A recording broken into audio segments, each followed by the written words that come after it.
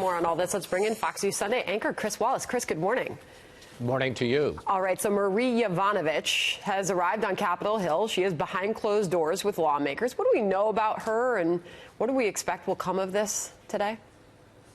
Well, we know that she was a highly respected member of the Foreign Service and had been named as the ambassador to Ukraine, and then ran across or against Rudy Giuliani and some of his people, including the two folks that were arrested yesterday out of Dulles Airport with one-way tickets out of the country and were charged with campaign violations.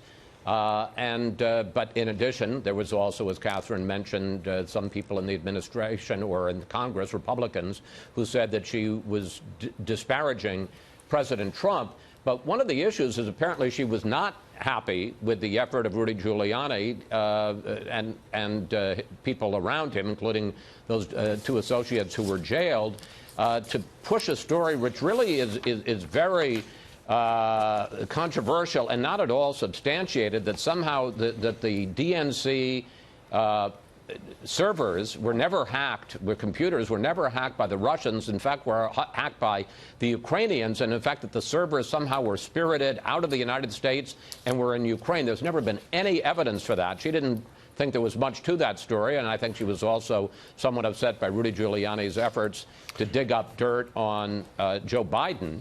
So, you know, this really goes right to the heart of this whole investigation, and I suspect that she's going to have some interesting things to say today about what Rudy Giuliani was doing either with or without the consent of the president and/or State Department.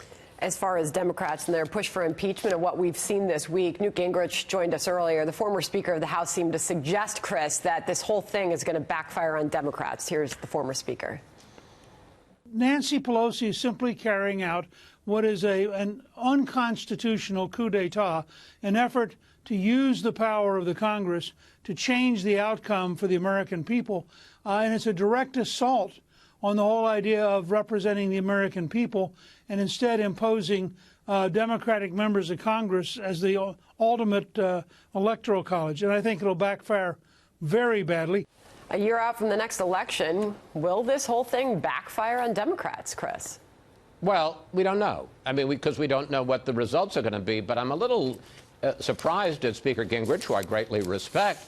This is the exact opposite of unconstitutional. The Constitution specifically says that impeachment is left to Congress with very little statement as to how they want to conduct it. And in fact, I think I remember that Newt Gingrich did a impeachment effort, led an impeachment effort against Bill Clinton in 1998. Was that an effort to overturn an election? No, he was investigating stuff. I mean, we may find out that there's some there's no there, but to call it unconstitutional or an effort to overturn an election, that's kind of a reach, particularly for somebody like Newt Gingrich, who was involved in the last impeachment effort. I know you watched the rally last night. I'm sure that a lot of this will come up on your show this weekend. Who do you have coming up, Chris?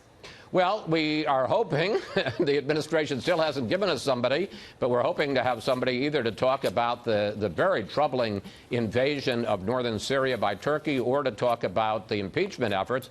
We know we're going to have Chris Van Hollen, a top Democrat. He is working, he's a Democrat, but he's working with Lindsey Graham, who's a big supporter of the president, to impose sanctions on Turkey for their invasion of northern Syria. And it is Lindsey Graham, of course, who says that the president allowing Erdogan and the Turks to do this is, quote, the biggest mistake of his presidency. We'll have all of that on Fox News Sunday. All right, Chris, we will be watching. Chris Wallace, thank you.